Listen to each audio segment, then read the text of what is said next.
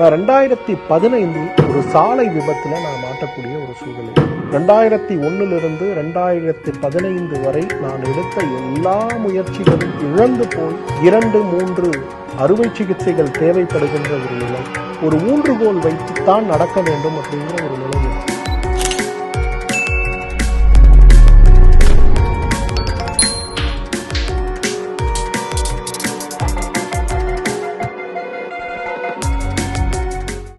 வாழ்க்கை நாம் எதிர்பார்க்கக்கூடிய கனவுகளை நோக்கி நாம் வேகமாக ஓடும்போது சில இடங்களில் மிகப்பெரிய வேக தடைகளை உருவாக்கி நம்மை சீர்குலைத்து விடுவதை நம்ம பார்க்குறோம் இல்லைங்களா?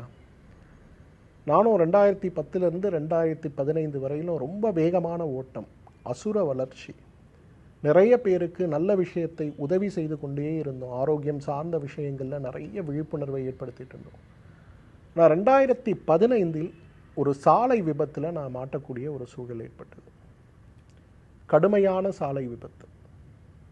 அந்த சாலை விபத்து 2001 2015 வரை நான் எடுத்த எல்லா முயற்சிகளும் நின்று போய் இழந்து போய் வாழ்க்கை ஆரம்பித்த இடம் எங்கே இருக்கோ அந்த இடத்துல நான் நிற்கக்கூடிய ஒரு மோசமான விளைவை ஏற்படுத்தியது. இந்த ஒரு விளைவின் காரணமாக அடுத்து என்ன செய்ய போகிறோங்கிற ஒரு கேள்வி.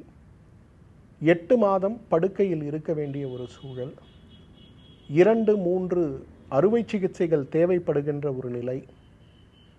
அறுவை சிகிச்சைக்கு பிறகு கூட ஒரு ஊன்றுகோல் வைத்துத்தான் நடக்க வேண்டும் அப்படிங்கிற ஒரு நிலை ஏற்பட்டுவிட்டது.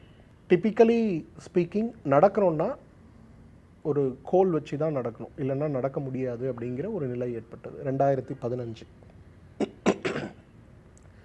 2015 அப்படிங்கிறது ஒரு ஓய்வுக்கான நேரமாக இருந்தாலும் கூட ஒரு மாபெரிய விழிப்புக்கான நேரமாகவும் நான் அதை எடுத்துக்கிட்டேன்.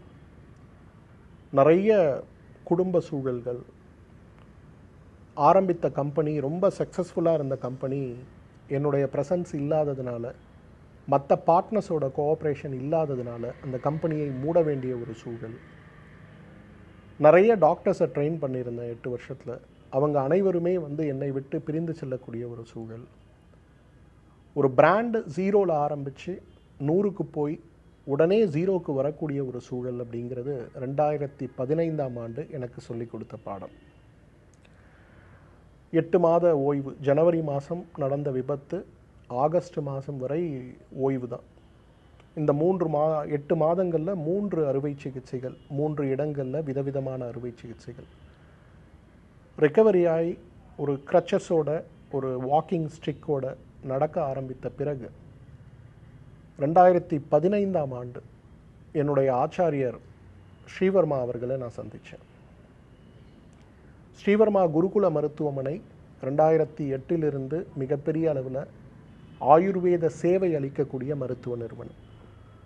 இன்றைக்கு தமிழ்நாடு, பாண்டிச்சேரி, கர்நாடகா, ஆந்திரா, மகாராஷ்டிரா 5 மாநிலங்களில் 24 கிளைகளோடு, அது மட்டுமல்ல, இந்த உலகத்தில் எந்த மூலையில் நீங்கள் இருந்தாலும் உண்மையான உயர்வான ஆயுர்வேத சேவைக்காக எங்களை தொடர்பு கொண்டு பேசக்கூடிய அளவுக்கு டெக்னாலஜி ரிலேட்டட் டெவலப்மெண்ட், அதே நேரத்தில் சர்வீஸ் ரிலேட்டட் டெவலப்மெண்ட்டுன்னு சொல்லக்கூடிய 2 விஷயங்களில் முக்கியத்துவம் கொடுத்து இன்றைக்கு வருடத்திற்கு 60 கோடி ரூபாய் இன்றைக்கு டேர்ன் ஓவர் பண்ணக்கூடிய ஒரு மிகப்பெரிய கம்பெனியாக, மிகப்பெரிய ஒரு சர்வீஸ் ப்ரொவைடராக இன்றைக்கி நாங்கள் வளர்ந்துருக்கோம்.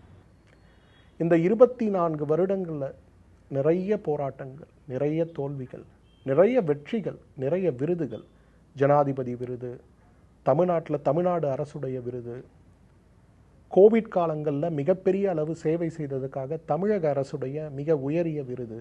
இந்த மாதிரி நிறைய விருதுகள் இருந்தாலும் கூட ஒவ்வொரு நாளுமே ஒவ்வொரு பாடத்தை கற்றுக் கொடுக்கக்கூடிய விஷயமாக இருக்கிறதுனால அந்த பாடத்தை ஒரு ஆக்கப்பூர்வமான அனுபவமாக உணர்ந்து முன்னெடுத்து செல்லக்கூடிய ஒரு நோக்கத்தை நாங்கள் வச்சிருக்கிறதுனால வாழ்க்கை இன்றைக்கும் இனிமையாகத்தான் இருக்கிறது.